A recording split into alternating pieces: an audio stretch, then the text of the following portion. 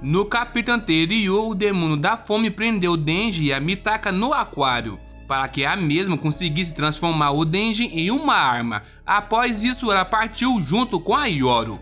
Hoje irei resumir o capítulo 114, onde Yoshida e o clube dos caçadores de demônios também estavam no aquário e ficaram presos. Mas antes de conferir, deixe o like bravo se você já é de casa e se inscreva para não perder nenhum vídeo novo. Ative o sino para receber os vídeos em primeira mão. Aliás, eu sou o Matheus e seja bem-vindo ao canal Alpha Nerd. O capítulo inicia com a Mitaka e o Denji andando pelo aquário. A mesma perguntou se o corredor não acabava mais, pois eles já deveriam ter andado 100 metros. O Denji disse que já tinha falado que era obra do demônio da eternidade. A mesma disse para ele calar a boca, pois ele não era um caçador de demônios e era para ele parar de inventar histórias. Denji disse que sabia mais sobre os demônios que ela pensava. Tensa, a mesma gritou e disse a ele que ela sabia mais, pois ela estava no clube dos caçadores. Então um cara chegou até eles e disse que era verdade, ela sabia mais sobre os demônios e disse que coincidência encontrá-los era o Haruka. Denji perguntou quem eram eles e a Mitaka se perguntou se era do clube dos caçadores de demônios. Então Haruka respondeu quem era ele. Ele era o presidente do clube dos caçadores de demônios e do conselho estudantil e se apresentou. Ao mesmo tempo, um cara chamou pelo Denji, era o Yoshida. Denji perguntou o que ele estava fazendo lá e Yoshida disse que era coincidência, pois tinha dado vontade dele ir até o aquário. Essa era a única coisa que ele se lembrava e de estarem presos por um demônio. Então um membro dos caçadores cochichou no ouvido do Haruka e disse que era ele, Horifumi Yoshida, o cara que tinha ido de caçador civil a caçador de demônios da segurança pública, mesmo ainda estando no ensino médio. O Haruka então disse que ele era o representante do clube dos caçadores de demônios e do conselho estudantil. Mas antes que ele pudesse acabar de falar, uma garota começou a rir e disse que sabia que eles estavam presos. Assustada, a mesma disse que isso tudo não era um sonho dela, pois eles estavam sendo atacados por um demônio e chorou, já que ela não queria se juntar ao clube dos caçadores, mas sua mãe a obrigou, pois assim ela arrumaria uma bolsa de estudos. A Coco então disse que o local recebia muitas atividades demoníacas, sendo assim eles estavam patrulhando. E que eles também já deveriam ter percebido que o poder do demônio estava tornando um corredor infinito. Sendo assim, não haveria saída a não ser que a ajuda viesse do lado de fora, ou eles encontrassem o demônio.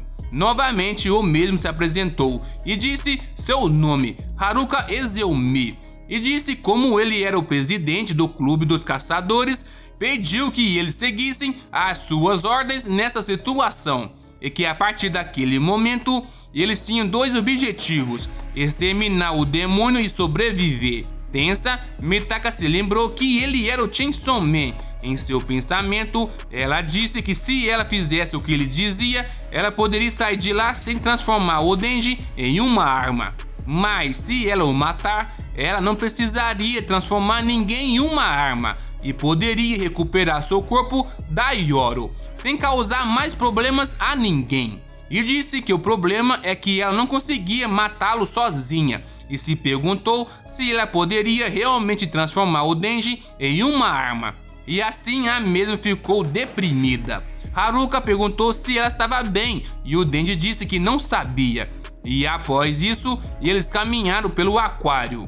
Então o Haruka subiu no Akoko e conseguiu enxergar o andar de cima. Assim eles conseguiram chegar até uma sala. Haruka então disse que era uma sorte o aquário ter uma sala daquela e que poderia ser uma sala de funcionários. O mesmo disse que tinha água potável e também na geladeira a 20 metros da sala que estavam, e que se eles fossem de sala em sala não ficariam com sede. A garota histérica, que parece muito com a Kobeni, disse que eles precisavam de comida ou eles iriam morrer de fome. Então o Yoshida e o Akoko chegaram segurando umas caixas. Os mesmos disseram que tinham encontrado uma sala que conectava em um tanque. Assim eles pegaram os peixes. E se cozinhassem eles teriam comida por um tempo. Mitaka disse que eles não tinham fogo para poderem cozinhar. Então essa garota histérica disse que tinha um isqueiro, pois os valentões obrigavam ela a acender os cigarros para eles. Por isso ela carregava o isqueiro. E que eles poderiam usar os jornais para acender o fogo e cozinhar. Assim resolveriam o problema da comida. Mitaka então disse que não podia comer peixes. E eles perguntaram o porquê, se ela era alérgica. Séria a mesma disse que peixes só pareciam com um bicho morto, assim dava nojo. Após isso, sem graça, ela disse que daria uma olhada lá fora. E quando abriu a porta, ela encontrou o Denji. E os dois se assustaram. A mesma perguntou o que ele estava fazendo. Denji disse que não era nada. E a mesma perguntou por que ele tinha se assustado, como tivesse pegado ele em flagrante. O mesmo disse que tinha 1000 ienes e uma mala no chão. Assim ele estava pegando ela. Mitaka disse a ele que isso era um roubo e que ele era um ladrão. O mesmo disse que achado não é roubado e o dinheiro era dele e não iria entregar a ninguém. Mitaka então disse que ele era o único que não estava ajudando e se ele não tinha vergonha disso. Ele retrucou e perguntou o que ela tinha feito para ajudar. Ela ficou puta e mandou ele para o inferno e o mesmo também disse o mesmo a ela. Após a discussão, Denji foi embora. Mitaka perguntou qual era o problema dele. Ela saía para o encontro com ele e ele reagia assim. A mesma disse que deveria transformá-lo em uma arma e perguntou a Yoru, mas ela não se lembrava que a Yoru não estava mais lá. Olhando para os peixes, a mesma disse que não era uma perdedora como o Denji e que iria arrumar um jeito de contribuir com o grupo. Após um tempo, Mitaka voltou para a sala, segurando um telefone, e a turma toda foi à loucura. Haruka perguntou, mesmo ela sendo uma estudante, ela tinha um celular. A mesma disse que sim, era da sua mãe. Então perguntaram se tinha sinal. A Mitaka disse que tinha poucos segundos atrás. Haruka então disse para ela seguir o sinal, já que após isso, eles poderiam ligar e pedir ajuda para os caçadores de demônios do lado de fora.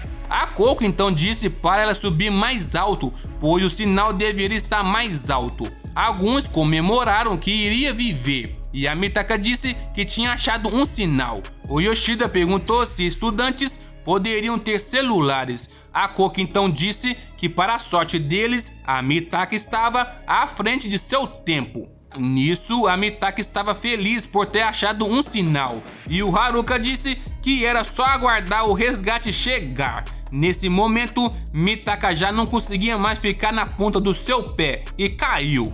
E na queda, o seu telefone acabou quebrando, deixando todos ali assustados e incrédulos. Bem sério, Haruka disse a ela que ela só reclamava, não trabalhava em equipe e quando ajudava, falhava e que ele esperava mais dela. A mesma ficou assustada e saiu da sala. Ela sentou no chão do corredor, cabisbaixa.